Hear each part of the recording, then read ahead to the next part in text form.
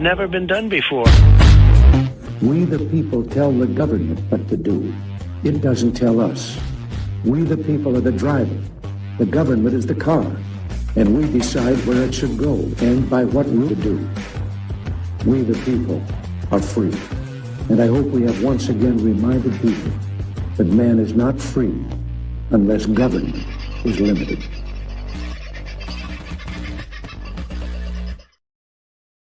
Hello, beautiful people. How are you this very fine evening? I better take down the plea for help. And there we go.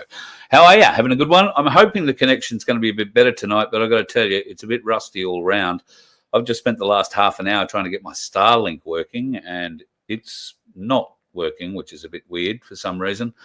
I'm on a different Starlink, although that's what I was on last night. Right now I'm on something else. So it still says that I've got a pretty shaky sort of a connection. So please rest assured, if it all gets a bit too blocky and all that, I will upload the show, if you like, but I'll certainly upload the interview with SG Anon separately onto the YouTube and Rumble channels later today if this all starts to break down while we're watching it.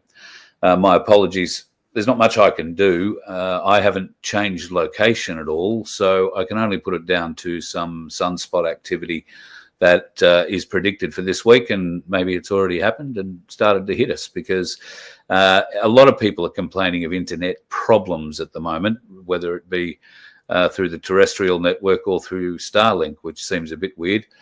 We've had cloud cover here all day due to the spraying, of course, yesterday and into the night.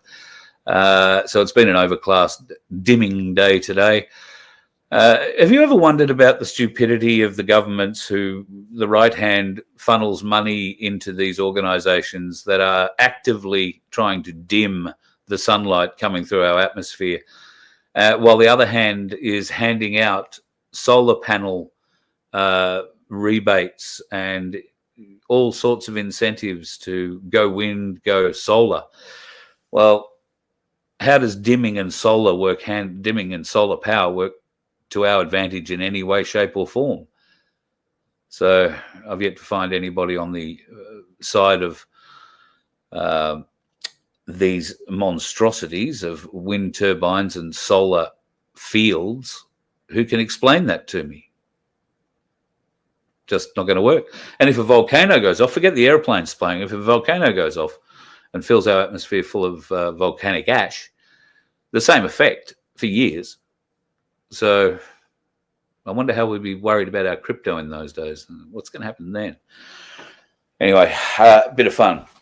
I want to kick off tonight by wishing one of our most wonderful supporters, Sunflower, a very happy birthday. Happy birthday to you. Happy birthday to you. Happy birthday, dear Sunflower.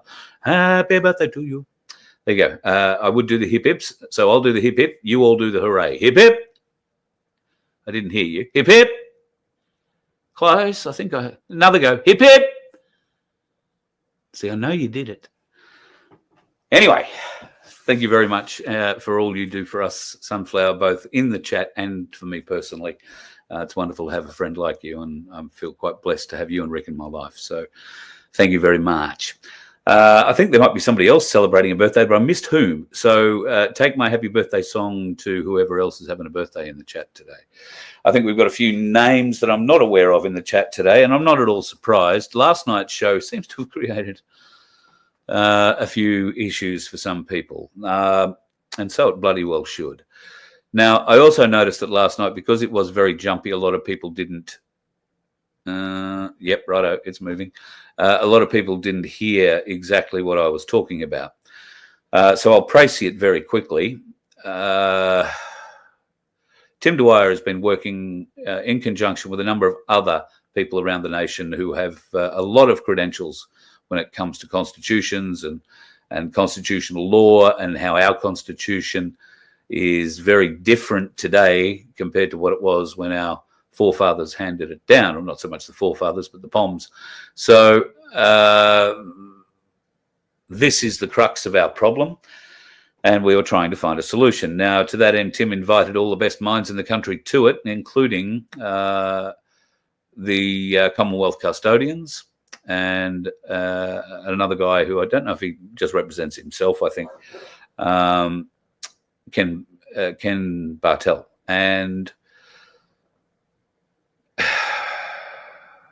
two different things happened. There was an email exchange between Ken and someone else, and then there was a whole different shebang that went on with the custodians. Now, I noticed that there has been some comments put up in the video of yesterday, very negative comments, people calling me a splitter and I'm the cause of the division. And no. Shut up. We know who you are. Don't hide behind your pathetic little name and then laugh about the fact that your little group knows who wrote that because you've got all these sweet little names. We know. All right? So your little bleatings do not have any impact. Trolls are trolls are troll. And it doesn't matter if it's a custodian troll or just plain average run-of-the-mill Cooker Watch troll. It's a troll. Now, I understand you might want to go into bat for your little organisation, particularly if you're high up in it and making money out of it. Why wouldn't you? Because that's clearly what it's all about. Having had a little bit of a look through the site, you pay for everything. I'm not surprised. But anyway, what I was particularly pissed about was the fact that these people were invited as honoured experts and would have been and were definitely in the whole mix to try and help find us all a solution. Now, they come with what they come with. Obviously, the custodians come with a great deal of knowledge, so too did Ken. But they didn't come willingly to offer that knowledge. They came to steal audience. They came to generate a revenue funnel for their own businesses. Now, that's not in the spirit of what Tim was putting together. Not in any way, shape or form. Now, for those of you who say regarding emails, and I've chosen not to put them out. I've chosen to put them out because Tim and I have talked about it, and it would simply be too damaging. But keep it up, dickhead. Keep it up. If you doubt at all what I say, then we will release everything. And for those of you who wonder what that might do, I suggest you go back to your almighty leader, sitting at the bottom of that funnel of money, and ask him, if we released all the details that we claim we have, would he be embarrassed in any way? Would we be shown to be wrong, or would the Commonwealth custodians be shown in a very different light? So please keep your squeaking to yourself. Go and fix your cottage, because at the moment you are of no use to the bowel movement that once used to be the freedom movement until you people got involved and decided to farm it.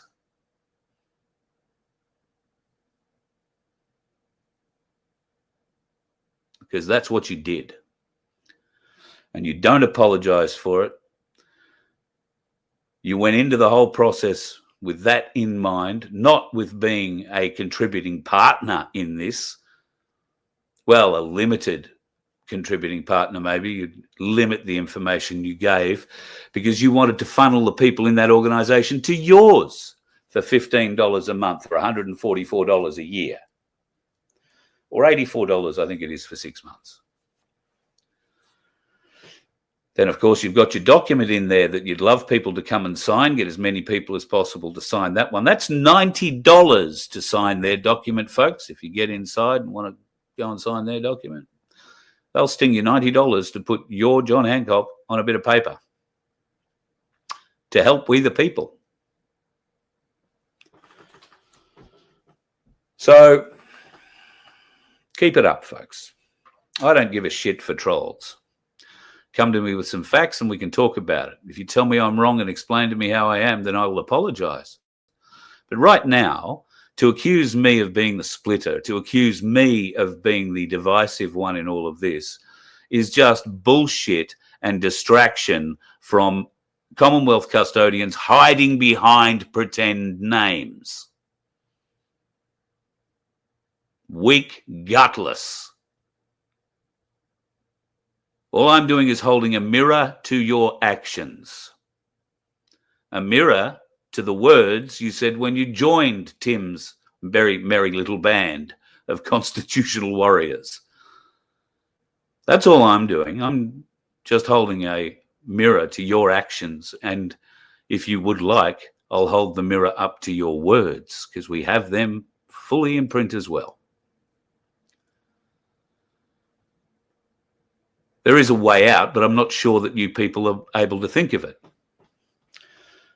But there is a way out from what you are currently experiencing, which must be uncomfortable, I admit.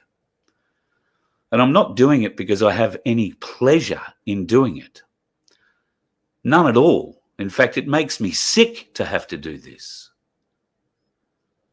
But if I don't point out the people in the freedom movement who do this because, it'd be divisive or, bullshit, they'll just keep on doing it.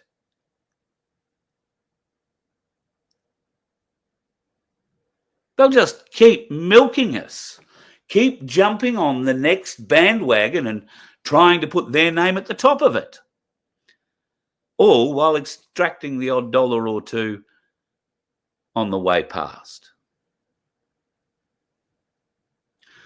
I'm disappointed for Jackie Dundee and her document. And I'm disappointed in her decision to release it the way it was. And we've discussed all that. I'm also pretty... Well, look, Jody Lowe is still talking about doing this Canberra to Cairns run. I thought after we'd had a bit of a chat, he might have had a rethink, but that doesn't appear to be the case. And it appears that he's latched on to this document that Jackie has put forward and is now using that as his shield down the coast. I believe that Hoodie came out and wrote an email to all of the Hoodie supporters saying that he wasn't supporting it in any fashion. I believe a couple of others have come out and said they're not supporting it in any fashion. I can tell you now I won't be supporting it in any fashion whatsoever either. I think it's a phenomenal waste of time and dangerous to add your name to that list. Jackie's document, I think, is great, but I think the whole idea of getting it to Canberra has been poorly thought out. It's been thought out quickly, rushed to try and be at the head of the pack. And I think Jodie's probably the one who's done that. I don't know for sure, but the impetus had to come from far north Queensland somewhere to do it. And look, all power to him for wanting to do something. I'm not trying to tear the guy down. But this probably isn't the something I'd be swinging my hat on. That's all I'm saying. It's up to you, of course, Jody. You do what you like. But I'm not going to put you on here to promote it, and because I really don't give airtime to things I don't promote or I don't support. And talking with a lot of people over the last few days in the interim between our conversation, I've learned a lot more about you, and I've learned a lot more about how this whole thing might work, because seems to be nothing set in stone about it at the moment. It's all very fluid. So I can't in good faith recognize this as something worth supporting. So I'm sorry, but I won't be doing that. And I encourage none of you to put your name to it either. For a variety of reasons, which I've probably explained in detail in previous shows. So that might be a bit of a letdown for Jody and some of his supporters, but I don't think it should come as any surprise given the conversation that he and I had a few days ago. And it was a very jovial, friendly conversation. There was no animosity, and there is no animosity in what I'm saying here. It's just that I feel that there's no point in wasting the time and effort. We are fatigued. You, me, Guru, Kaz, everyone is fatigued, right? And that fatigue extends to patience with different things happening in the bowel movement at the moment. Because like all good bowel movements, sometimes things can be a bit unexpected. And occasionally they stink. So while we are still ejecting stinking shit out of our bowel movement, we've got no hope of coming together and completing anything, I don't think. And no matter how many documents you sign and no matter how many people you get to Canberra to have a picnic on the grass is going to change that. There is going to need to be more done to change that. And that's what Tim's plan was, to get the more done. Now, Tim's now just decided that it's impossible for him to go forward publicly as he had planned in a collaborative manner with all these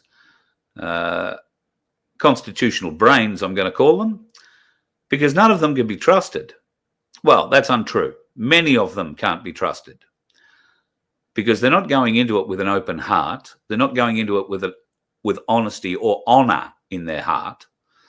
They're going into it with a plan to farm an audience they are incapable of attracting themselves. I wonder whether or not Keith from the Custodians could get 800 to 1,000 complete strangers who haven't paid him $15 a month to turn up in a room on a few days' notice.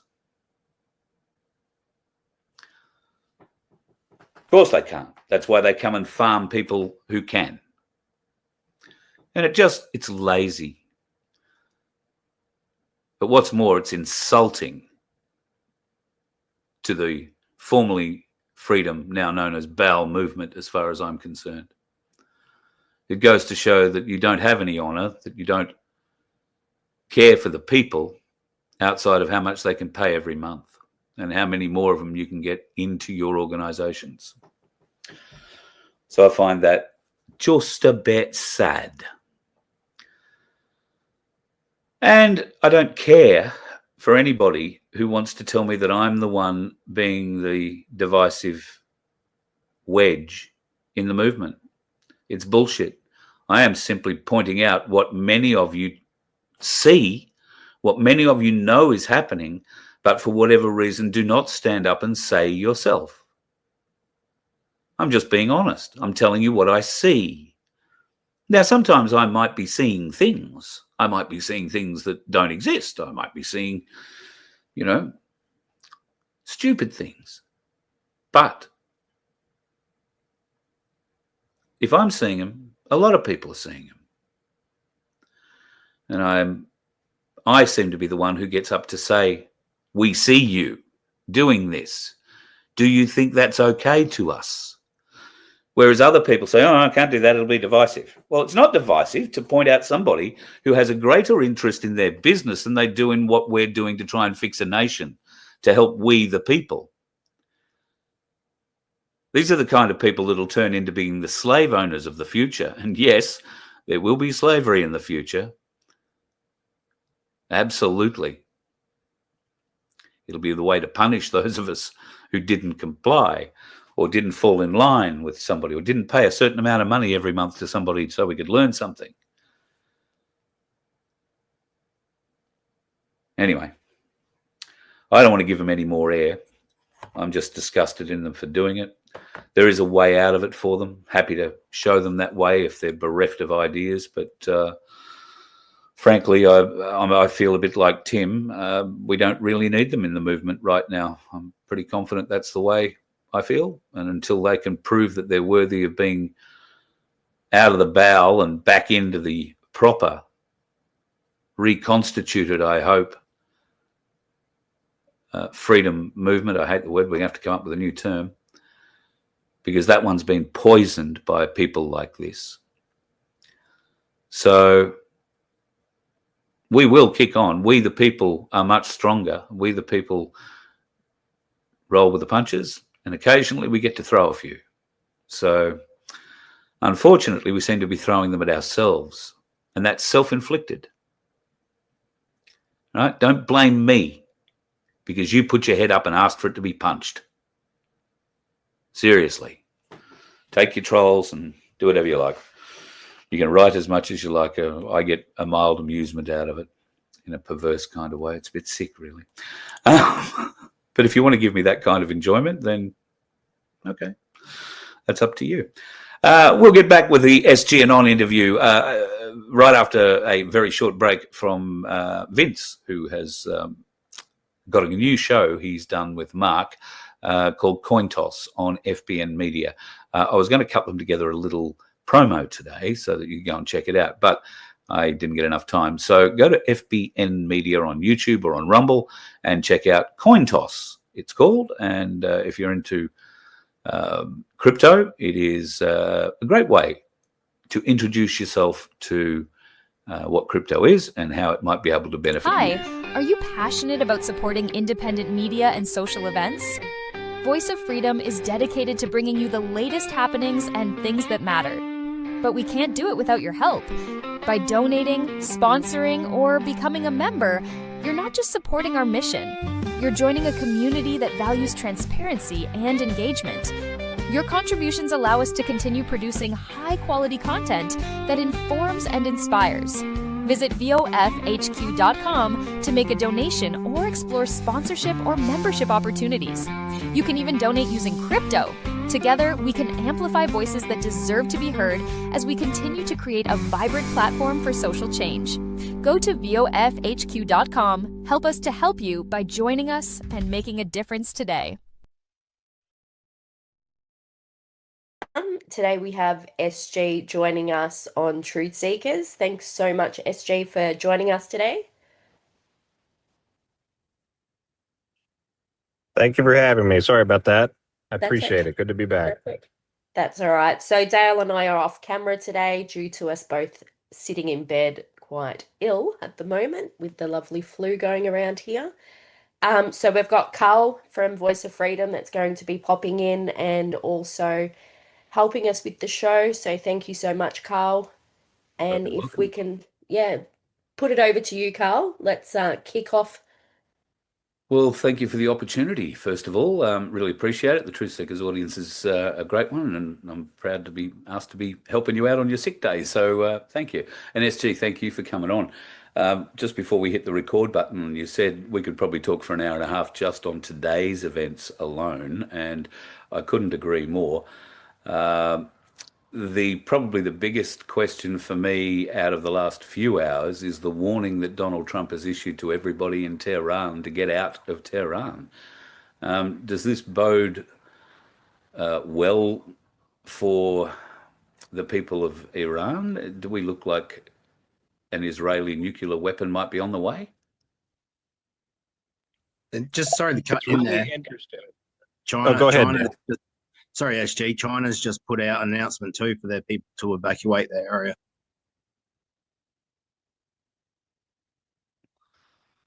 Right, in Tehran. Absolutely fascinating. Yeah. Well, I have to say, gentlemen, that's probably the biggest opening question right now on everybody's mind, with President Trump's Truth Social post and then the sudden departure from the G7, which in my opinion was not, in my opinion, there's no way that Trump went to the G7 to begin with, knowing that these types of events were going to happen without a plan and a little bit of an advance notice of what the landscape was actually going to be. You asked something that's really, really important, and it's gotten a lot of patriots' attention. And so I want to drill down on this and remind people that President Trump has made several overtures over the last 15 years or so, but especially in the last 8 years, where he has highlighted directly on interviews, on broadcasts, and even a couple of times in passing conversation that certain nations in the Middle East are not our friend. Certain nations who we bankroll, provide a great deal of military equipment to, a great deal of money and funding to, and have done so for a very long time, are not acting in our best interests. And in recent weeks, he's stated pretty plainly that Israel is not going to bully the United States into a particular position. So what we have going on then, this Truth Social post comes out, And it almost, rings as though the American military is prepared to get involved in Tehran. But I would encourage people to read a little bit further into that and think about what Trump is actually trying to do here.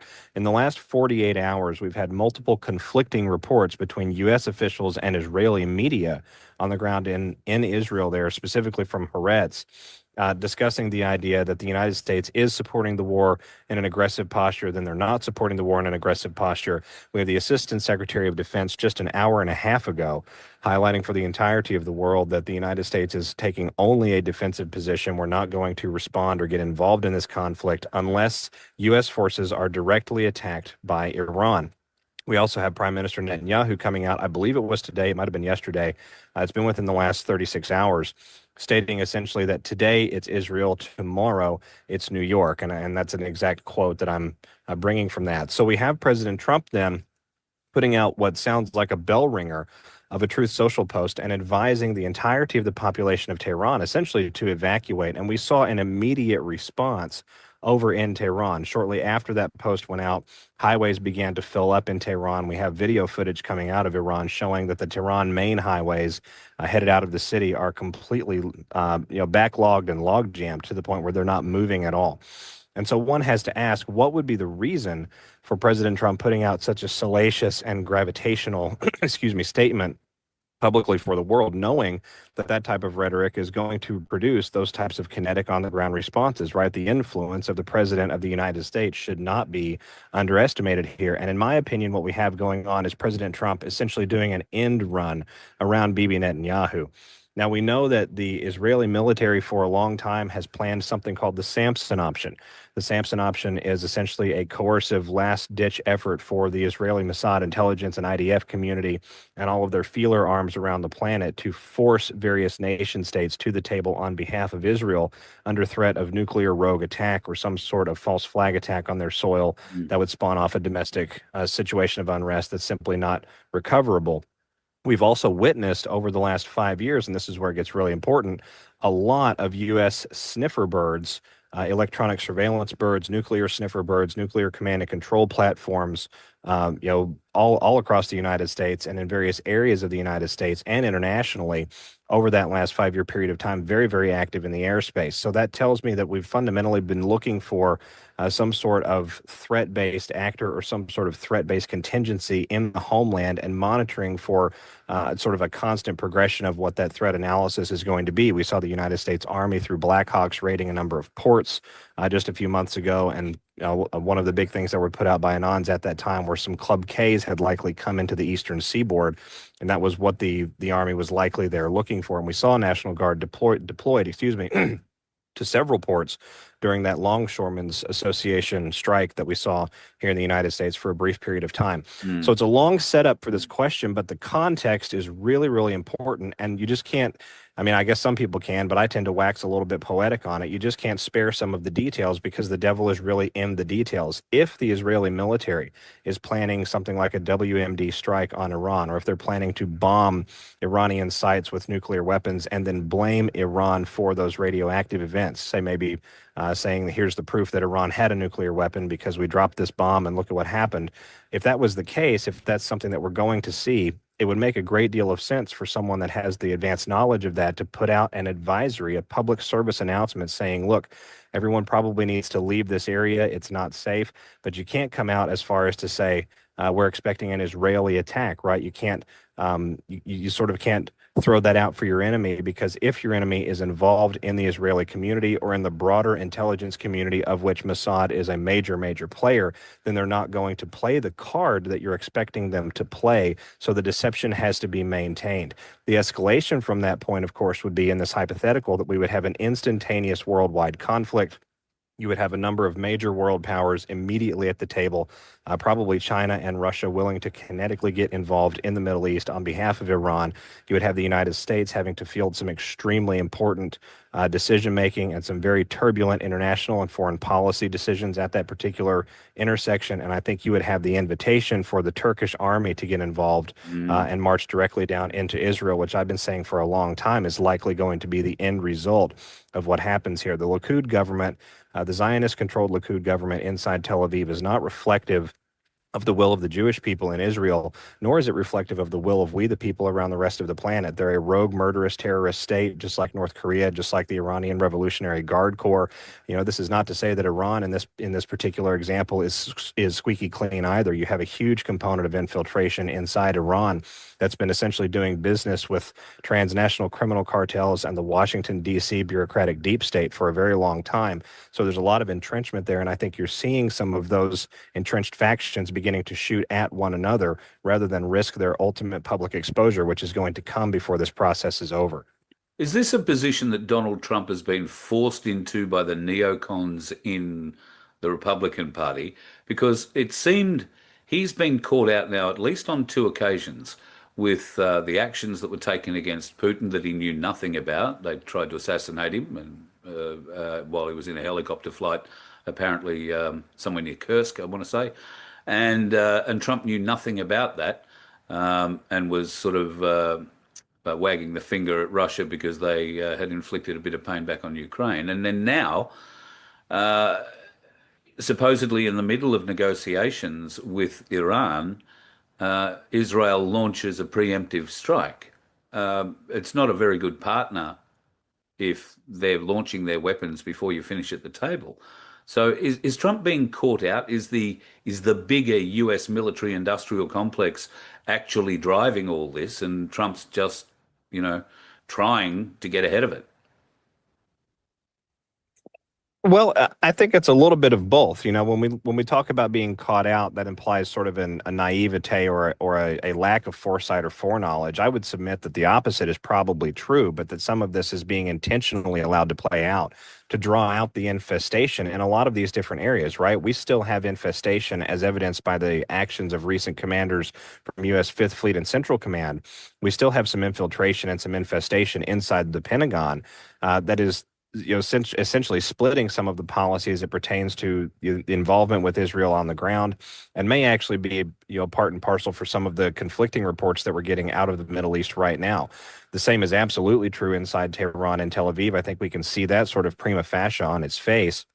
But I think that it also applies in many regards to the infestation that exists and the infiltration that exists inside of Russia, inside some of the Western European nations, and certainly inside some of the Eastern European nations. So, the root of the question is, do we see Trump being maneuvered or forced into these positions by the actions of these other influential power players? I think the answer is yes and no. I think Trump is allowing some of it. I think some of it is a responsive measure and a responsive approach that he's taking towards a great deal of it. But again, it highlights those that are not America first. It highlights those that are not, say Iran first, for example, or Israel first, or even Egypt first, or Saudi Arabia first. It forces those individuals inside all of these different respective cultures to essentially declare their loyalty and showcase where they're willing to go and what they're willing to do. And when we saw the schism develop inside the Pentagon Central Command with respect to how actively involved the U.S. military should be with participating in Israel's hostilities and Iran's hostilities back towards Israel, I think that was a really good indicator and sort of another feather in the cap, if you will, to show that this is an enormously high risk smoke out operation that's happening. Because when things eventually begin to go off domestically here in the United States of America, as we recently saw with the United States Army parade in D.C., we're going to have a U.S. military that is trusted, that is respected, and that will follow the orders of the commander-in-chief and the officers appointed over them. Just on that parade day, the No Kings movement had protests in some 2,000 towns and cities around the U.S. There wasn't as much disruption as many of us might have expected, I suppose, but there still was a certain amount of rock throwing, I guess, and smoke bombs going off. Do you think that the No Kings organisers, a Soros-backed organisation as near as I can find, could call this a success? That's an interesting question, I have to say, and I don't think that they would call it a success per se. I think that what they would call it was a strategic test, how quickly they can organize, how quickly they can come together, and what the response is actually going to be from various law enforcement factions, both civilian and military. I'm anticipating that we're actually going to ratchet these domestic situations up a little bit more here in the United States, likely as a direct response to what's happening in the Middle East right now.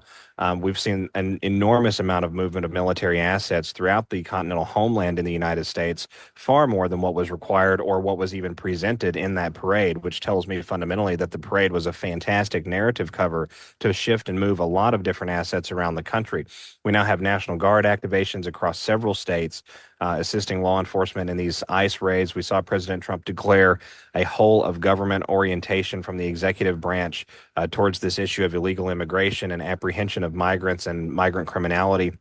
And what is so interesting in this whole process, and something I want to point out for patriots out there, is, while we go through and we prosecute and investigate and interdict all of the migrant situations, all of the various human trafficking and cartel trafficking that's gone on inside the United States, we're eventually going to arrive back at the funders of all of those organizations and movements, right? We're going to arrive back at the logistical coordinators, the individuals that actually facilitated the transport, the companies that facilitated the vehicles, for example, the associations that facilitated the money laundering for things like telephones and shoes and clothing and apparel and things like that. We're going to come back to all of these groups, and many of these groups are going to tie back to domestic entities, both individuals and organizations here in the United States of America. So in many ways, I'm expecting the No Kings Antifa camp, and I don't really distinguish those very much because there's a lot of overlap. We've seen Antifa embedded in these protests, a lot of the No Kings funding coming from the same groups that funded Antifa 4 and 5 and 6 years ago.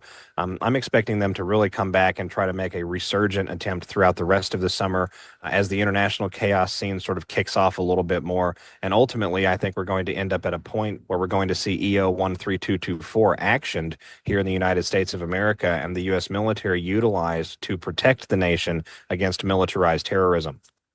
Well, under previous EOs, the military are still in charge, aren't they? Or would have that lapsed when Donald Trump got elected for the second term this time round? Well, so on that particular question, yes and no. Again, I hate to be that sort of split answer person, but we had a situation here in the United States where the military were essentially bequeathed overarching governing authority to ensure continuity of essential functions and to ensure continuity of the national mission. And we saw all of the different continuity components put together during the first Trump administration, actioned through executive order and U.S. law passed by the Congress in 2018 and 2019 leading into 2020. And we saw that live action period of continuity of government where the military essentially did the managing of the nation while the commander in chief actually toured around and attempted to unite the population, right? And we saw that process happen really sort of seamlessly, not without difficulty, but seamlessly throughout that period of time. Now we have the lawful commander in chief who was elected through lawful popular vote and electoral college victory here in the United States. With this most recent election, we saw a rescission of some of the executive order components from, I think it was EO 13961, which was the Federal Mission Resilience Order from Biden on the 19th of January, 2025, which would have restored components of the command and control back to the lawful office of the presidency and removed some of the overarching authoritative components that had been delegated to FEMA, for example, and to the Department of Homeland Security. So in some ways, yes, the answer is we saw some military control action throughout that period of time. Certainly, we've seen some military control since January of 2025, but I believe for the present moment in time, we are operating under a lawful command authority, but a command authority that is completely consumed and engulfed in multiple national emergencies that have not yet been adjudicated. And so those emergencies, EO 13224 being one of them, but several that are still active under Trump's initial executive orders from 2017, 2018, 2019, and on, all of those national emergencies, many of which are wartime and were declared by the commander-in-chief and can only be ended by the commander-in-chief, remain active and running to this day. And a situation, or scenario or sequence of events has to pop off inside the United States homeland to justify a complete intervention and a closing down of those national emergency conditions. SG, I don't think you're any stranger to the biblical connotations in this war that are going on. Have you paid much attention, or do you give any attention at all to things like the mountains that are falling down around the world, or the volcanoes that are coming back to life, or the earthquakes that are happening. There seems to be an extraordinary amount of mountaintops falling off the Alps at the moment in Germany, in Switzerland, in Italy, and other places, and as well as volcanoes. And we are seeing for the first time a ramping up of talk about the sun's solar output and solar bursts affecting us here on Earth. Are we truly looking at these biblical times, this fight coming to us? I think that waxes a little spiritual, but I would say that in many regards, we have to be living a biblical era, right? We're living an era of great exposure. The Greek root of the word apocalypse, if I'm not mistaken, loosely translates to the unveiling. So what we've got here throughout this period of time is a complete unveiling of the entirety of the machinations of the world. I would argue that's very much a biblical and a spiritual warfare event. Honestly, I think the best way to answer the question would be to say that Hillary Clinton believes that we're in a biblical period of time, so we probably should as well. If we go back to the WikiLeaks emails, which were leaked many years ago, of course, by Julian Assange and some of those investigative efforts early on, we saw that she was implicitly involved via personal and private email. It's been a long day. Yeah. Via personal and private email, she was involved in directing the CIA and compartmented factions inside the State Department to essentially locate and secure the tomb of Gilgamesh, and whether or not the remains of Gilgamesh, the epic sort of half god, half king from the the legend itself, whether or not that body was there and what else might have been located in the tomb with respect to technological advancements. The CIA at the time believed that there was a functional portal, a Stargate style a piece of ancient technology that was there that was still functional in the Iraqi desert. So, are we living biblical times? I think the answer is sort of, on its face, yes. And it's not just been biblical times, but it's been all of the different spiritual schools, right? We've seen a lot of books taken out of the Bible that have made a resurgence back. We've seen a lot of texts from the Indian schools and from the Arabic schools that have made a resurgence and a return back in this period of time.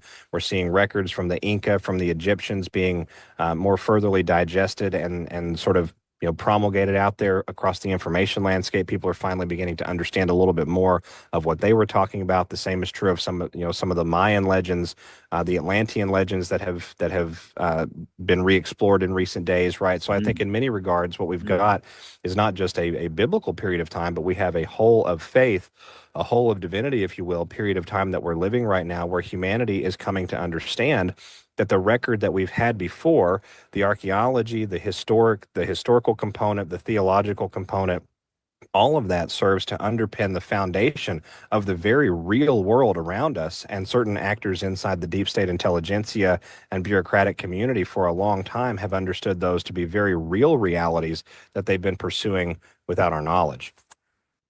The red pill moment that a lot of us say has got to happen might take a number of different forms. It could be a nuclear holocaust in the Middle East, but it might also be the revelation of things hidden under things like the Khafre pyramid. The Italian university has released their 3D enhanced images of their survey that they did and discovered that vast chasm and what looked to be, well, they were termed sort of power generation units there. This chasm seems to be a lot bigger, a lot broader now too. There's other things in the world that are opening up, and archaeologists are being amazed. They're finding giant skeletons. Is this a mixture of red pills, or is it literally going to take the Palladian mothership to come down through the skies and land on the lawns of the White House before people open their eyes? Well, we hope it doesn't take that long, because if it takes that long, we've got a long way to go between now and then, I'll just say. But with respect to that, the essence of the question is, how obvious does it have to be before people begin to really understand what's going on out there? I don't think that it's going to have to get to an Independence Day style moment, although it's been widely circulated throughout a number of different circles for a long time that Independence Day was sort of a psychological operation released via cinematic form to let people know what was eventually going to be planned to push for a total worldwide unification of government under a sort of a totalitarian super state architecture around the planet. And so, looking at that and appreciating how far the story could go and what actually exists, under the surface, so to speak. I could see where it could take a little while. But with some of the things happening in conflict right now, I don't anticipate that little while has to be 5, 10, 15, or 20 years. We've got new explorations happening under the Sphinx. Just as recently as a few months ago, where I saw some reports that they had discovered a hidden chamber, that they were going to be exploring that chamber throughout the summer and fall of this year. There's interesting legends that tie back to the Sphinx being an arbiter and a great sentinel guarding hidden knowledge for humanity that would eventually come into the world. The issue that you described a moment ago, these very large skeletons, the issue of giants, things like that, I think it's sort of becoming more publicly accepted, certainly in the alternative stream, but eventually going to come to the mainstream and sort of lapping at that shoreline already, where the idea of extraterrestrials, non-terrestrials, other terrestrials, whatever you want to call them, fellow sentient humanoid style life is going to be talked about as more of a reality rather than a sort of a fictitious idea or an out there belief system. All of our various holy texts point us in that direction. The Quran talks about giants. The Bible talks about giants. The Hindu texts talk about half gods, half people that came down from the skies and populated different areas of the planet. There's epics written all the way back in the Arabian heritage line that go talking about Gilgamesh and things like that from before. So this entire idea, again, sort of waxing off of the question that we just were talking about a moment ago, the spiritual component naturally leads into the idea that we're not alone, that God is not in a box, and that the entirety of the span of what we would call life itself is much broader, much wider, and much larger than our constructs growing up led us to believe. And fundamentally, that can be a good thing. But just like with any human being social dynamic that we're trying to impart and teach, right? We don't trust strangers because not everybody is okay with us, but we have to give them a little bit of time to gauge it and feel it out and sort of trust it for ourselves.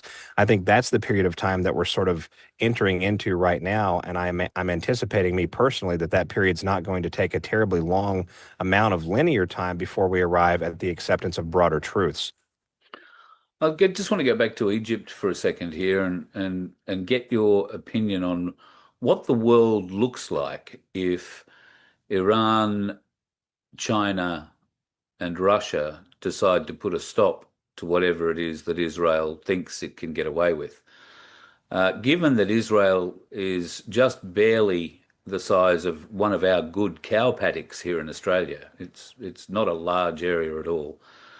And given that America could chime in and help support, but could it support that on 3 different fronts or 4? North Korea have also offered to come in and be involved.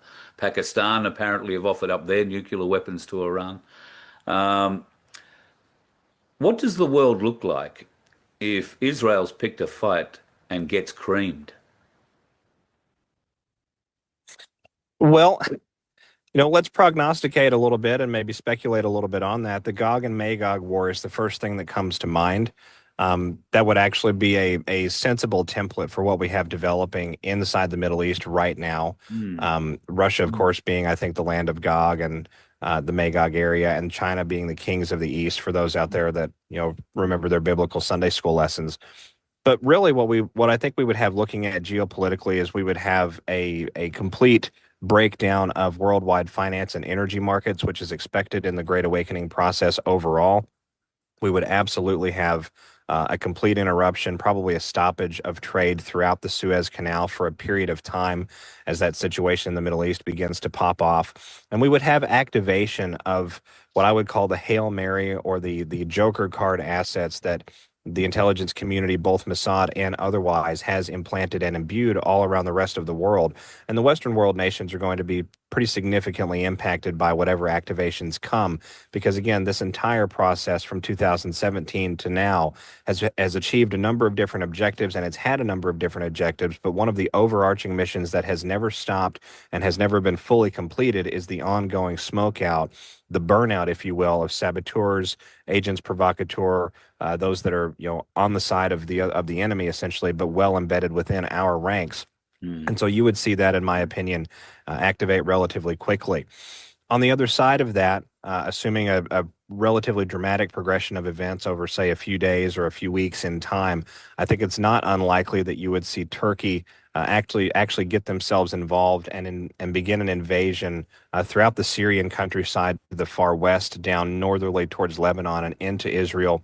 I've been predicting since 2024 that Turkey would eventually be the sword that NATO runs itself on and would actually force the dissolution of the NATO defensive alliance in everything but name, because I don't foresee the rest of the NATO world invoking an Article 5 event to come to Turkey's aid. So in that period, in that particular sequence, in that example, in a period of time that would follow from that, I think that we would see pretty unequivocally that the Turkish army would make its way to Israel very rapidly. I think you would see any factions, any sort of regional powers that still stand on the side of the Mossad and the IDF come to Israel's aid in that particular moment in time. How much that, how much that gets, or how big that expands to, or whatever the best way to say that is, I'm really not sure. That might be a little bit beyond my pay grade, but I cannot see Russia and China not being involved in at least some capacity once Turkey eventually does get involved, because you have Chinese interests with both Turkey and Iran. Turkey has a huge financial partnership and a reliance with Saudi Arabia. They have if I'm not mistaken, there's a loan for multiple billions of dollars worth of gold that Saudi Arabia gave to Turkey a couple of years back. Russia has a vested interest in everything that happens with BRICS, and Saudi Arabia is going to be on their radar as well. So, and of course, Syria and the entire situation that has gone on there, there's a lot of Russian military bases, a lot of Russian military personnel that are still in the Syrian countryside even now. So looking at that, I could see, this becoming a very sort of worldwide event relatively quickly. How quickly again, that's probably above my pay grade, and how long it stays a tense worldwide situation is going to be dependent, in my opinion, entirely on the actions of Putin, Xi, and President Donald Trump. It's very much a political war. The people are not involved, and in fact are quite opposed in both Iran and Israel. The Israeli populace want Netanyahu and his Zionist regime removed, and the same could be said of the Iranian people wanting the mullahs and the Ayatollah gone, and the very I guess ancient practice or style of religion that they practice, of Islam that they practice, a very rigid style. So the people are against their leaders in both states, and yet their leaders seem to be claiming to do everything for the people. How long do you think it'll be before the people actually wake up, the majority who aren't awakened yet, and see this for what it really is, a bunch of old men playing war games with young people of each nation?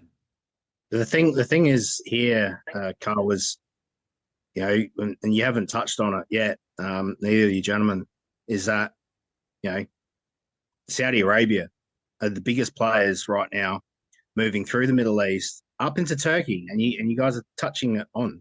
But why? The question is why? There's a oil and gas line getting built. Now, who are the partners and what countries this new oil and gas line is running through? You got to remember, Nord Stream pipeline was taken out for a reason. Now we got all these contracts and communications through the Middle East, and now we got conflicts because they need to cut partnerships, they need to flatten the infrastructure out to rebuild, restructure. It's all to do with the oil and gas. Like you said, it's the big boys playing the game. Very true. I'd like to piggyback off of that, if I could, and say that is the underpinning lead-in for the awakening process that I think you're referencing with that question, Kyle. And so, the question of what is the pace of the awakening inside these groups, how long is it going to take? I think that we're really sort of there. We've witnessed the Israeli population, for example, get very, very anti-Netanyahu very, very quickly, and they were already leaning in that direction with the craziness and the idiotic behavior of the Israeli Likud government during the pandemic period of time.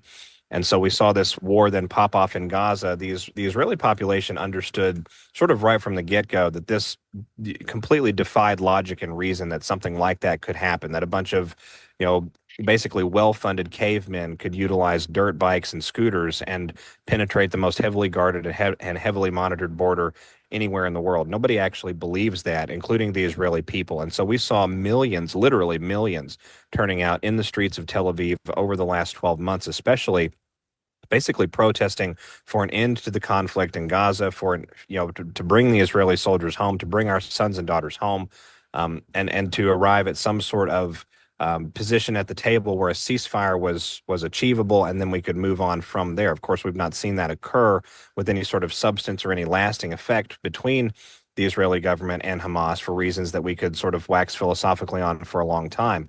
But it's driven the population to an even higher degree of dislike. Now the conflict with Iran is working the same psychological operation, if you will, on the Iranian population. You're seeing pockets of revolution beginning to break out in at least two different provinces in Iran. We're seeing flag burning, Iranian Republic flag burning of the image of the Ayatollah Khomeini. We're getting localized reports, unconfirmed right now, but again, coming out of Iran purportedly that suggests civilians and local citizenry are in conflict with provincial level IRGC personnel. So I think we're looking right now at that precipice moment for those cultures. How long is too long? Well, I think too long is 2025 and a major warfare situation between Tel Aviv and Tehran, which both population groups and both what we would call ordinary, we the people, common men on both sides of that fence understand that no one actually wins in that conflict, but everybody does lose. And so you're seeing a mass exodus right now from Israel via sea and air. So much so that the Israeli government has actually determined that no flights are going to be allowed to carry Israeli civilians out of the countryside. You're seeing Israelis paying thousands of shekels just in the last 24 hours to get on yachts, private yachts to flee the country and head towards Cyprus.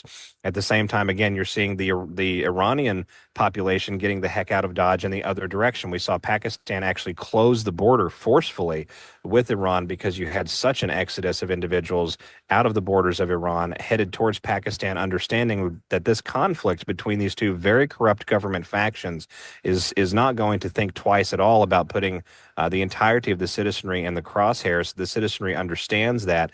And I think, again, you're seeing pockets of that citizenry, at least in Iran, beginning to break out in a revolutionary style and really push for change. What about if we, on all these topics, let's talk about the technology and AI. You gotta have a look at the Gaza Strip with the Lavender systems, right? And then you go look into Palantir and what the US is involved in, and have a look into, all right, well, with all these missile strikes from Israel into Iran with the first strike, they use these systems. So, my opinion and view, when you say the US isn't involved, well, they're using the US AI system to make these strikes. Have you looked into this, SG, with Palantir and Lavender system and AI capabilities of warfare? Well, when I say looked into it, I've done some what I would call surface level research, and I'm familiar with the basic machinations of how some of that is working. I've not deep dived on Palantir because a lot of other Anons out there have done great work and research on that. I don't see any reason to reinvent the wheel. Fundamentally, I don't really agree with Palantir on any significant front with respect to what it stands to impose on humanity versus what we stand to gain from it. I will say that I found it very, very fascinating that the U.S. Army on a military parade sort of day and a celebratory day, June 14th, 2025, chose to use Palantir as a main sponsor, sort of as a title sponsor, if you will, for that parade. And Palantir would certainly offer the United States military in an EO 13224 style situation the vast real-time information processing capability needed to go after anyone involved in organized terrorism or an organized insurrection against the government. So on that side of the coin, I'm willing to say yes, it may have some usefulness about it, but fundamentally I'm sort of against it on principle, and I have to remain that way. With respect to the conflict that's now happening in the Middle East, and even the conflict in Ukraine and the coming conflict with Taiwan, which I'm still very surprised here we are 2025, and that's not spawned off in a much more kinetic and obvious way. That is still a marker along in this journey. That's still sort of a ticking time bomb, if you will, along the path that has to happen before we can consider this period of time fully adjudicated and seen all of the way through. So that's, yet another thing that I think we should put a pin in and watch for it as it comes down the line. But the role of AI in both the propagandizing on behalf of the war efforts for all parties involved, but also the actual usage of AI systems in the targeting and the action, the actioning of the mechanisms and the actual deployment of weaponry, personnel, things of that nature. I think that we shouldn't underestimate that. Russia has absolutely been utilizing that and testing some of it with their semi-autonomous drones. They've managed to basically string together, for lack of a better term, through electronic coordinated programming, hundreds of drones at a time, and steer them in sort of multi-dimensional and multi-level ways. Multilateral ways is the word that I'm looking for, to allow for evasion against air defenses and things like that. Much of that is AI supported. We know that targeting systems inside the United States military are being upgraded to include AI. President Trump himself told us that, I believe it was at the National Guard Bureau Association speech from 2024, where he was going to look at AI, quantum computing, and things like that, and the efficacy of integrating those types of technologies into current battlefield arrays, such as targeting and identification. So, it's the AI discussion, I think, is one that ethically requires a midpoint, because we're so early on in what would be considered a major industrial, sort of like a digital revolutionizing of the landscape of the world, that we really don't know the direction it's going to go at this point in time. Serious caution, in my opinion, is needed. But again, it offers some great benefits. And what we're seeing on display right now, in my opinion, are some of the drawbacks from it as well. Is there any truth to the rumor that the USS Missouri is being refitted as a quantum battleship? I had not heard that rumor at all. So truthfully, I have no idea, but that has just gone up to the top 5 items for me to begin looking into, because that would be absolutely wild. Well, the story I have is enjoy that one. The story I have is that part of that refit is in fact happened where she sits, which is in New York, isn't it? So some of that's happening right on the Hudson River in New York. Absolutely incredible, but it would make a great deal of sense, right? We're looking at modernizing the fighting force. We may not need to expand it dramatically, especially with the fighting force that the military of the United States has built up over the last century or so. But modernization is absolutely key. That's part of one of the reasons we saw such an attrition of the NATO stockpile, both from the United States and Western European countries, into Europe, into Eastern Europe, and in Ukraine in 2023 and 2024. Russia was essentially just obliterating all of the old NATO equipment going back 30, 40, in some cases 50 years old. And so in my opinion, that was a purposeful destruction operation to clean out the old warehouses to make room for new things. And something like what you just described would absolutely fit that billet. Yeah.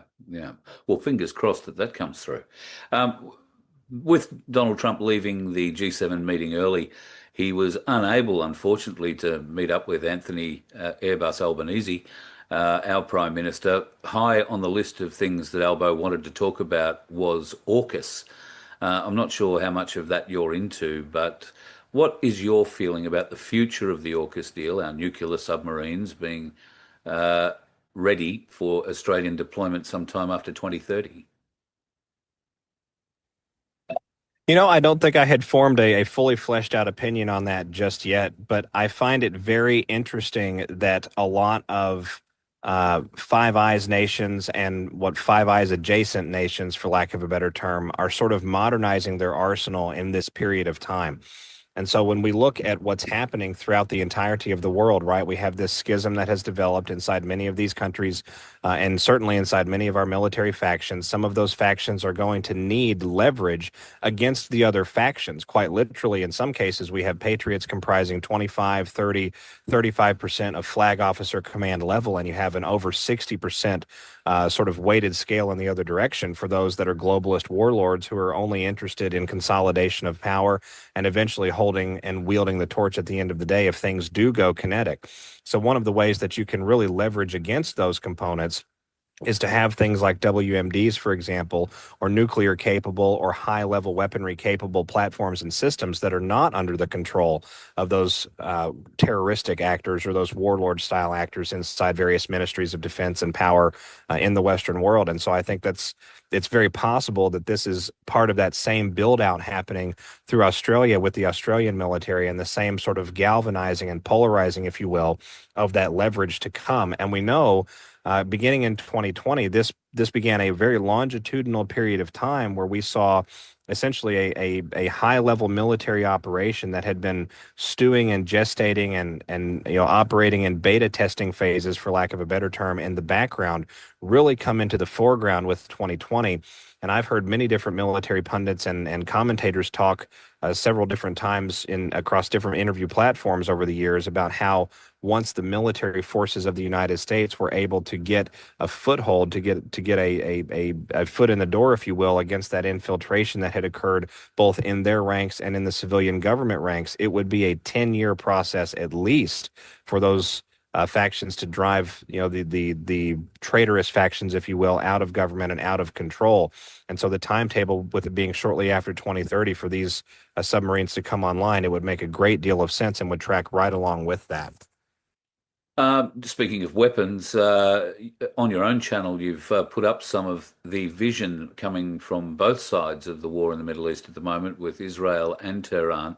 People in the streets of Tehran cheering as certain government establishments are being bombed in Iran. And in Israel, what I found interesting was the way that Iran attacked Israel with a lot of very old cruise weapons, cruise missiles, that depleted the Iron Dome store. And what followed behind those cruise missiles looked to me, and I'm only, a nobody on the outside looking in, but they looked like hypersonic missiles that were being launched into Tehran, coming in at unbelievable speeds. Would I be right in saying that?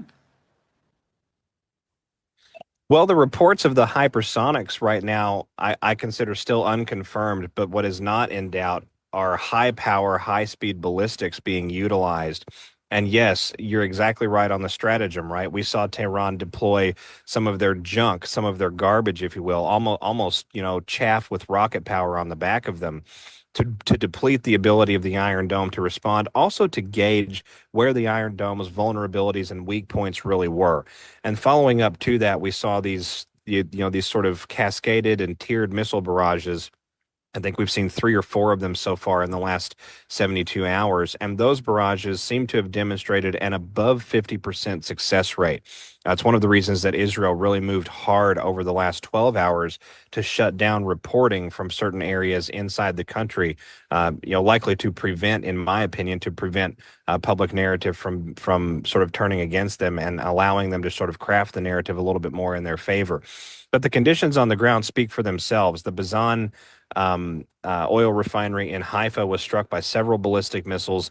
That's an 8 million tons per day refinery in the city of Haifa. It's one of the largest refineries in the entirety of the state of Israel. And the Bazan Group put out a memorandum today stating that as a result of the attacks, the entirety of that refinery is now offline, as well as all of its subsidiary factions that run adjacent to the main plant. Additionally, we saw several military control posts and command headquarters hit.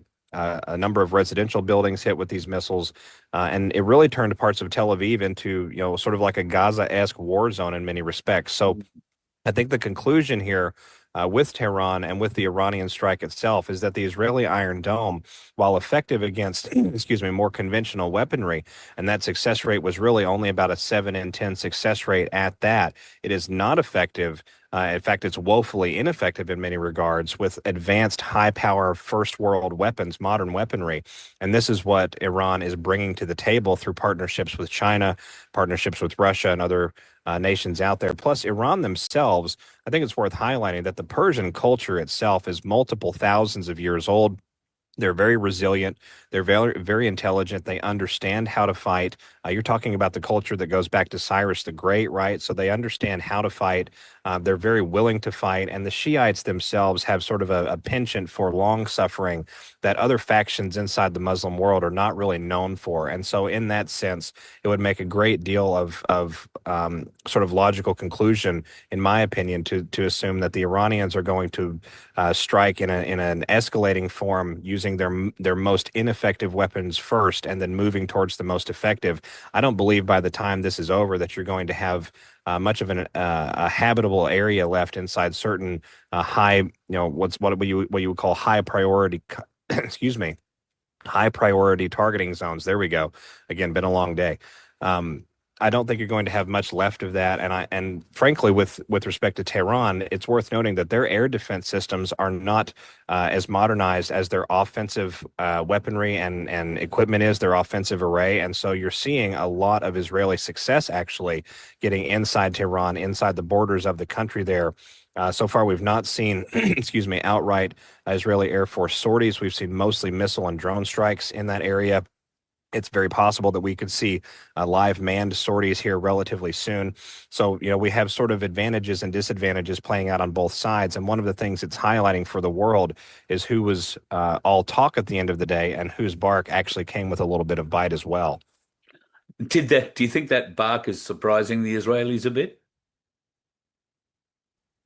Well, based on the reports of the mass exodus happening by both sea and air prior to the shutdown of the airspace, I think it's sort of beyond a doubt that the Israeli government was not anticipating such a shortfall, and the Israeli public itself also was anticipating more success with the Iron Dome system against a modernized, Arabic state opponent, and we're not seeing that play out in that form. I feel like I've really taken over Becio's show here. Dale, have you got anything you'd like to add? Yeah. I'm just trying to not cough when I'm talking. So, you're doing a good job, Carl. But I'm just chatting with Beck in the background. I just want to backtrack on some things. We're talking about the G7 summit, and President Trump. He made an appearance and disappeared. But out of everything I've seen, very well. I look forward to that. The G7 used to play back. The G8, Barack Obama and a person named Trudeau didn't want to have Russia in. And I would say that was a mistake, because I think you wouldn't have a war right now if you had Russia in. And you wouldn't have a war right now if Trump were president 4 years ago. But it didn't work out that way. But it used to be the G8, and now it's, I guess, what's that, 8 years ago, it switched over. They threw Russia out, which I claimed was a very big mistake. Even though I wasn't in politics then, I was very loud about it. It was a mistake in that you spend so much time talking about Russia, and he's no longer at the table. So it makes life more complicated. But you wouldn't have had the war. Other than that, I think we're going to accomplish a lot. Wow. So I found that very interesting, those comments at the G7, talk about Russia, getting kicked out by, Mr. Renegade, Obama. So, are we going to see some kind of peacetime coming, and Russia coming back into the scene? So there's one little comment I found extremely interesting from the G7 appearance. And there's something I also saw, if you can bring it up back, a picture on South Australia's main newspaper, an article, front page. Yeah, I'll bring that up. Just a little warning, SG's got around 10 minutes left, so. Roger. Yeah. So something about China, Taiwan, I think this will prick your interest, SG, is that this is on the front page of the newspaper here in South Australia this morning. If Carl, if you want to read the little description there. Yep. So Trump's ex-security czar in China offers the warning: prepare for war.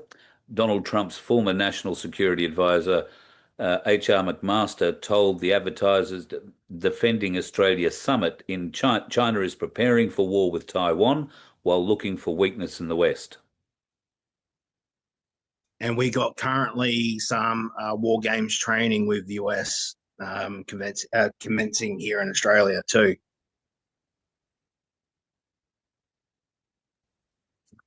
I have to say, I find the headline very fascinating. It's obvious with the overinflated giant font there that they're attempting to instill a fear-based response, much like the mask up 3 times and make sure to keep away from people at the playground or you'll die sort of headlines that we saw throughout the whole COVID pandemic period.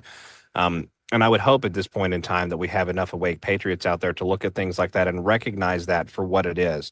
Also, I find it very interesting. H.R. McMaster, not someone that would be very high on my trust list for a whole lot of reasons. And Anons out there have done a lot of digging and exposure on that gentleman and a number of his connections to the intelligence community, the industrial complex community, the defense industrial base community over the last 10 years' time.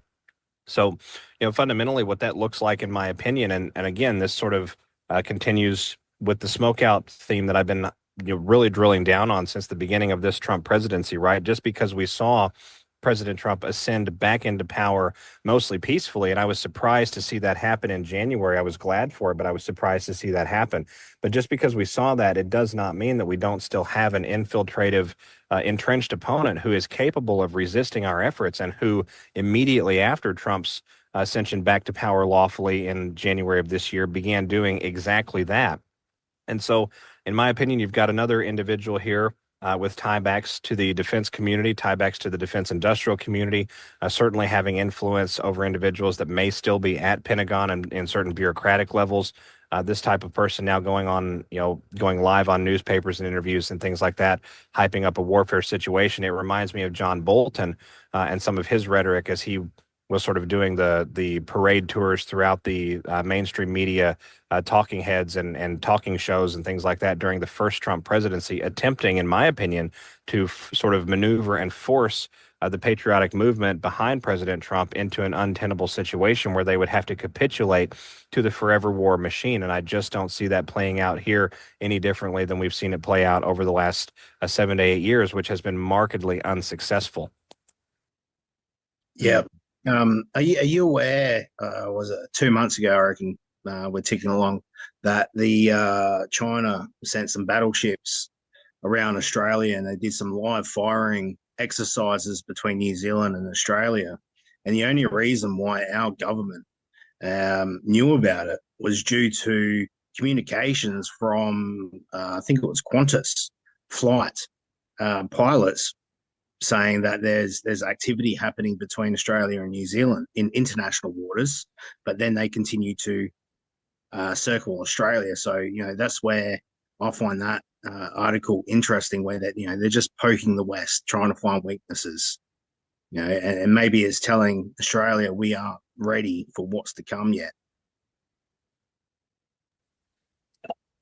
Well, and I have to say my answer on that would probably be a little bit more speculative as well, but I want to highlight that Q drop that goes back a number of years where Q directly postulates the question, what if Russia and China are coordinating with POTUS, Donald Trump, to eliminate the New World Order, the NWO? And if that is the case, and if we surmise for a moment that that is actually at play here, what could the Chinese have been doing? What could the benefit of that be? And in my opinion, one of the benefits of that would be to provide enough bait, enough of that sort of interactive game board landscape, if you will, to force the rats to come to the table and take the cheese, right? Anyone that's interested in a conflict is going to be glued to the screen in those types of situations. Anyone that's interested in a conflict with Taiwan, for example, is going to be glued to the screen with everything that China does around Taiwan. They've been increasingly saber rattling for a number of months now, but true to form and really sort of true to their Chinese and Asiatic roots, we've seen tremendous amounts of patience displayed in that area. Very slow, deliberate, methodical movements, followed up with very quick bursts of activity, and then it sort of dies back down again. So I hate to keep coming back to the repetitive point here, but it's probably a great point even to close off with. In my opinion, we are still in a smoke out operation and have been since the entirety of this current Trump presidency and the lead-in period prior to it during the live action continuity operation that we all called Biden, because that was the perfect position. That was the perfect public excuse to make a lot of maneuvers and a lot of levers move around the entirety of the planet in specialized theaters and in specialized areas to force pressure against those entrenched opponents to come out into the light, to force individuals inside government, inside finance, inside corporations, inside defense associated business interests and things like that, to bring themselves forward for the public at a time when the digital ecosystem allowed for mass exposure. And so, in my opinion, we're seeing more of that same thing continuing through to the present day and time, really popping off heavily right now in the Middle East. But I'm still expecting South America to pop off in this way. I'm expecting a full-scale war with Venezuela and Caracas, with one or multiples of their neighbors. Colombia seems to be the favorite right now for who's actually going to be a militarized opponent against Venezuela. And the intelligence community infestation inside South America is at the very least just as bad, if not worse, than the intelligence community infestation that has gone on in the Middle East and Caucasus regions over the last 75 to 85 years or so. So it almost seems a little bit shortcoming in the answer. I think patriots, they want more detail. They want to hear a different result when we look at things happening out in real time. And of course, there's this impatience I think that all of us have as we look at how awake we are relative to the rest of the population. But truly, it does have to be an organic event for everyone, and it does have to provide the entirety of this landscape that we're living through right now does have to provide enough fodder, enough cheese, and enough risky situations to draw out those factions that are used to hiding under deep cover for a long time, that are very used to enduring presidential administrations and new Congresses and new appointees over top of them and things like that, and they just sort of plug along in the background. We've seen that really showcased in painfully obvious ways with the judiciary over the last 5 to 6 months. And it is worth keeping in mind for patriots out there, at least with the U.S. judiciary, it's worth keeping in mind that the U.S. military, that other compartmented corporation-style militaries inside the Western world and former Commonwealth realms are also subject to those same types of infestations and sort of long enduring and long suffering pulpits in the background that really have a great deal of effect and a great deal of sway on where we're able to put the needle and where and how conflicts actually arise and conclude. So, I know that's a long answer to that question, but fun, and it's a little bit of a speculative too, because I'm operating with just a little bit of information on it. But when we look at the landscape playing out the entirety of the world over, it appears consistently more and more every day that we are forcing the conditions on the ground in every operational theater necessary to galvanize the entirety of whatever entrenchment happens to be at play in those arenas. Once that entrenchment is brought out into the fore, excuse me, and either publicly defeated or publicly adjudicated and neutered, until we have that period of time, I think we're going to see these conditions escalate. We're going to see these surface level landscapes become a little bit more chaotic, a little bit more pressured, a little bit more tense, until such a point that the public appetite really is sort of at a fever pitch for a true accountability and true justice across international boundary lines.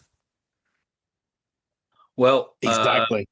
I would like to thank you very much for your time today. It's been once again a joy to talk to you and get your insights into what's going on in the world. And I understand you've got to shoot off and be somewhere else.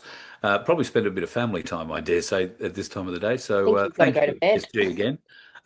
Maybe head off to bed. Thank you so much, Well, it's SG. been an honor, and Thank you so much, SG.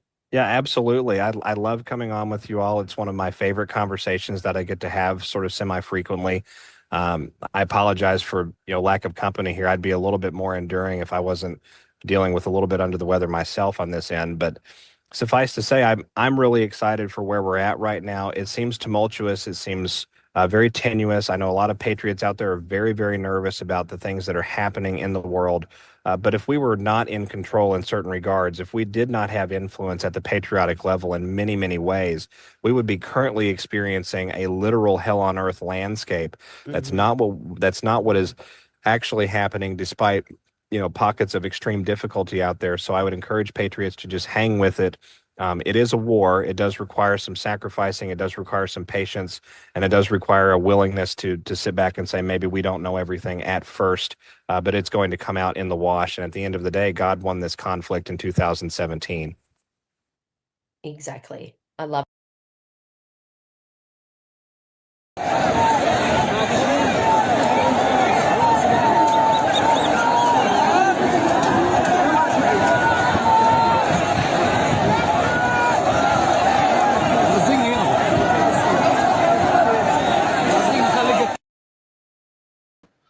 What you're seeing there, folks, is a food aid convoy or a food aid station in Gaza. You can see how many hungry Palestinians there are fighting for bags of rice. Now, while Israel is busy firing missiles into Iran, they're not firing that missiles, at least, into Gaza. But this is what they are fighting.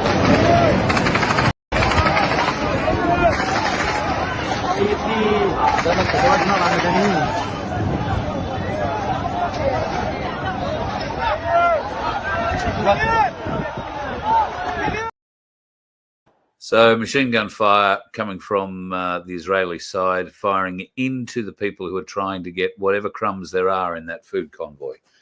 It's painful, it's difficult, and I find it very hard to find any justification at all for what Israel is appearing to do at the moment. At any rate, I think it's time we check the news. Thing is bad. It's just as terrible as you imagined, and probably worse. With more, we go to Tom Lee Cruz. Tom Lee. We're all in danger, Dan Lee. Jesus Christ, what can we do? Absolutely nothing. It was good knowing you, Tom Lee. I can't say the same. That was unnecessary. We're just now getting in reports that all the children have exploded. They will be missed. Let's check in with Olivia Lee Rodrigo. Olivia Lee, where are you? That's none of your business. Do you hear that? Cut the music. Do you hear that? What do you hear? That's the sound of us slowly dying. Can you hear it? I can hear it. It's louder in my left ear. Olivia Lee Rodrigo reporting I from actually where have some I more am. questions for you. Okay, we're going to go to Kevin Lee Costner, who has more with politics. No, I don't. Let's send it over to our senior correspondent, Nick Lee Minaj. Look at this chart. Let's bring it up. What am I looking at here? I don't know, but it doesn't look good. That looks bad. Yeah, it's probably bad. Let's go to our eye in the sky, Timothy Chalamet. Timothy. Man, I am so high up right now. You are in a helicopter. I didn't know that when I got in. I thought it was a weird car. What do you see up there? Everything. It's too much. We were never supposed to see this. I need to go back down. You stay right there. We're going to go to commercial. Have you recently lost a child because they exploded? Because that's crazy. How are we all not talking about this? I feel like that really got glossed over real quick. That's a huge thing. Call Ted Lee. 555 call Ted Lee. I want to talk about this. Call Ted Lee now. And we're back. Let's check in with Morgan Lee Freeman with sports. Morgan Lee. I just want to take this sports time to say that whatever you hear about me in the next 24 hours is completely false. People are going to say things and have documents and recordings to back up what they say, and it's just not real. You should believe me and not their solid evidence. Knicks take it by 2. This is when champions are born. We're going now to Frankly Sinatra with the weather, Frankly. It's everywhere. We won't be hearing from him anymore. Coming up, a cat learns how to water ski and then drowns. So I just got to say, I needed a laugh. I thought you might like a laugh, and I hope that gave you a laugh. The news as it appears right now. And that's essentially what our news services are like on a daily basis, aren't they? I don't know. It's just ridiculous. Kang, yes, they do consider us Goyim. We are Goyim, 100%. In the great scheme of things, we are Palestinians, as I saw somebody else post up there.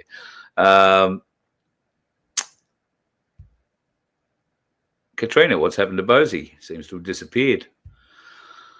I don't know, maybe he's in a bunker somewhere waiting to be awarded the prime ministership so he can come out and tell us what to do. I don't know. He doesn't answer phone calls or emails. I'll be honest, I haven't tried ringing him or emailing him in a long time, but he doesn't make phone calls or emails to me, let's put it that way. And I was talking to Guru the other day. I don't think that there's too much communication going on there either. Fern, you made a comment in there while we were talking with SG. Don't worry about those people dying. This was regarding the exchange between Iran and Israel. And I haven't looked recently, so the last time I sort of checked these numbers was this morning.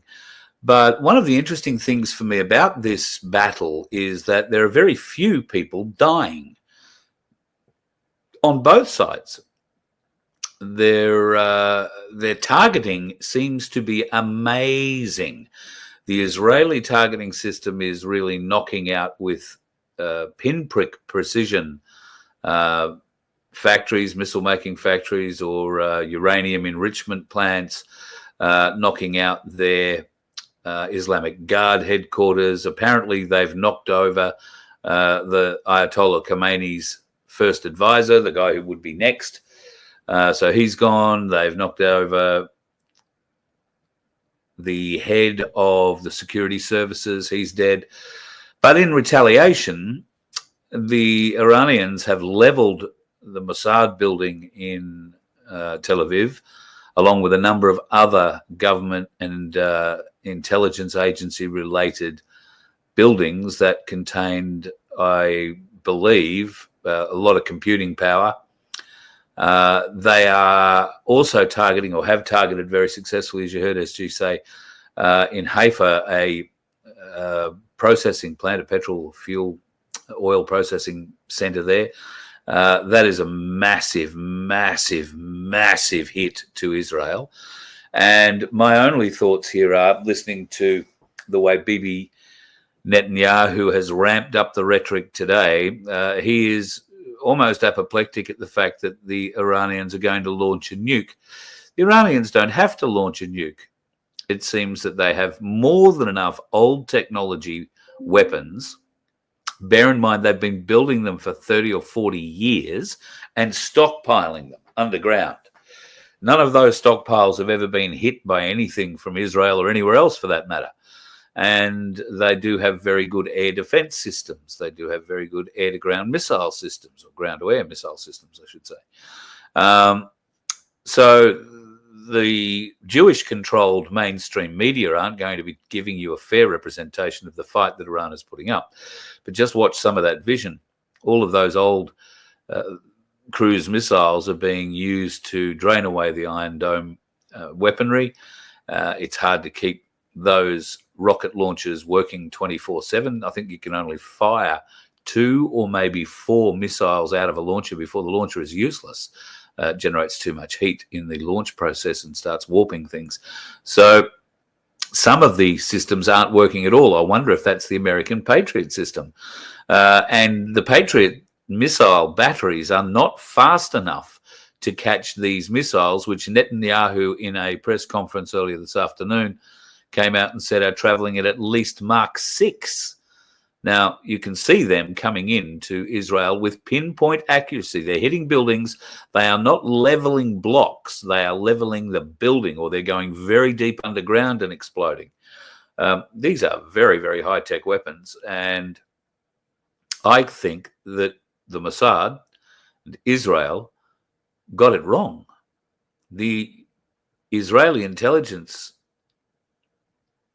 fell over somehow, because they're chirping about a nuclear war or a nuclear weapon, and yet they're the only ones who plan on using one, judging by what Donald Trump has said. And who knows, in the last hour or so, I haven't looked to see, but it may well be quite possible that that they've dropped something like that. I found it also quite interesting that there was an interesting comment SG made about the, oh God, it's just gone out of my head. Sorry about that. It's flipped. I was going to talk about, no, definitely gone out of my head. So forget it. I'll move on to the next and final thing for the night. I haven't played all of this. I haven't seen all of this, but by the sounds of it, Pauline Hanson is starting to rise up and trying to collect the patriotic vote in Australia. This came out of X earlier today, so let's see what she has to say. Play. Come on, dear. Breaking news. Wrong one. Let me remove that and put Pauline up. like that. I've probably got to hit play on this screen. It's not a very delicate pause screen for her, is it? But here we go. Our rights have been stripped from us. Our freedom of speech is being taken from us. And we're just being diminished as a people who we are, our pride in ourselves. This woke agenda is just gone too far. But the most important thing that we will face is about immigration. Who we will be seen as an Australian. Please consider what I have been saying. The people we allow into this country, how they come here and use our laws against us, the hatred that they bring, they're not adding to the country. We've seen the unrest on our streets. And this is because we have weak leaders in our Prime Minister, Anthony Albanese, and his ministers, and you'll see it from the other state premiers, did nothing about it to get to this stage. Strong leadership, strong policies will be the only way forward. With my immigration policy, stop people coming in from countries that have no compatibility with our culture, our way of life, our laws. Don't bring them in from these countries filled with hate. Bring back to temporary protection visas. Get rid of the 75,400 people that are here who've overstayed. They're not all on visas. Some of these came here as refugees on the boats or get off planes. These people have overstayed. What have the government done about it? Absolutely nothing. We're in a housing crisis. We need people here that are going to enhance this country, and we have. The wonderful migrants that have come, a lot of these migrants are proud Australians. They've stood for me as candidates in my elections under the banner of One Nation. That's what we are, one nation. Why do we have to treat people totally different? Why do we head down this path? Why don't we have strong laws that says we're proud, we are Australian, fly the flag, be proud of a nation, who we are? But that never seems to happen. So at this next election, it is your choice. You mark the ballot paper. Stop asking where are my preferences going. Understand the system. You own your preferences. You alone will decide who will be the next government. Make sure you mark the ballot paper the right way, because it's about you. Not about me, it's about you. Well, Pauline seems angry. Finally. No, she gets angry a lot, or nervous. We were just discussing in the chat. She does sound a bit nervous. Look, I don't know. I think you all know my feelings on current sitting politicians. I don't think that there is a solution for us going forward with the current crop or any members of the current crop. I think we need something new, something completely new, and probably just a little bit different to what we're used to. But what would that be? Well, that would have been something that would have been a wonderful public thing to be part of with Tim Dwyer, but for the reasons outlined at the start of the show, we won't be doing that any further, sadly. I'm not going to go on about that any further. We'll leave it at that, but I would just say, remember, to the trolls, just remember, don't go running around telling lies. Don't go accusing me of things that you do. It's a great Freemason witch trade craft, and it doesn't work on me. So I will expose the truth if you really wanted me to, but I'm sure you really don't want what we have exposed. And please do not attack Tim. When I say we, I'm talking about Tim and I, because we are the only ones that hold the documents outside of the original authors, who I'm sure have their copies pretty well hidden on their computers or on a separate hard drive by now. So if you just happen to be strolling past, you wouldn't find it. But I'd be asking those questions quite seriously before you start accusing me or Tim of being divisive. That would be the pot calling the kettle black. I'll get it out eventually. Seems like this dickhead needs to go and stay off the road. Maybe have a drink. A nice scotch might warm me up. You never know. Folks, it's been a much longer show tonight because of my rant at the beginning and this little bit at the end. So I apologise for keeping you up later than normal. Great to see One Eye, better known as Eyeball, in the chat. The internet connection must be working all right. Oh, it must be working all right up in Ingham. I want to show you something very quickly. Righto, here we are, Forest of the Fallen, Ingham.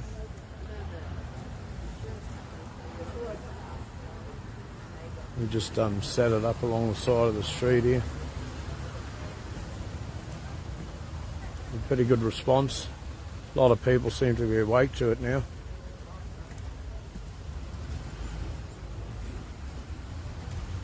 Haven't had any negative stuff today.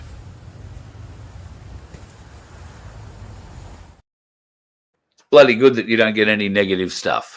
Thank you, mate, for doing that. And that was a few days ago now, or it might have been even at the end of last week. I apologise for not getting it up earlier, but you're in part of the live show tonight, so I thought I'd play it and say thank you. If you are doing any event like that, folks, if you've got a Forest of the Fallen, or if there is a local event that you'd like to showcase here, then do what One Eye did. He just Eyeball in the chat, but yeah, I call him Skipper Pete. That's how you know him. Grab your phone and send it to me. It's that simple. Do a little video. It doesn't have to be an hour long, just a minute, 30 seconds. That's a good one. 30 seconds was great. And a bit of a walkthrough of what you're doing. And I would love to see your Forest of the Fallen. If you are putting one up this weekend, please send it through to me. You can email it to carl@vofhq.com straight off your phone. It's that easy. So carl@vofhq.com, and I would love to show a few more of Forests of the Fallen that are happening around the country every week. And there is always not one, not two, but a bloody heap of them. And sadly, it's required. But the upside to all of that is that we are waking more people up every time that Forest of the Fallen gets erected. It opens conversations. Those conversations open minds. And with open minds, we will start winning the battle. As long as we're honest and open. Keep away from the dickheads, folks. Talk to you tomorrow night. You let one ant stand up to us, then they all might stand up. Those puny little ants outnumber us 100 to 1. And if they ever figure that out, there goes our way of life. It's not about food. It's about keeping those ants in line. That's why we're going back. Does anybody else want to stay? Let's rock!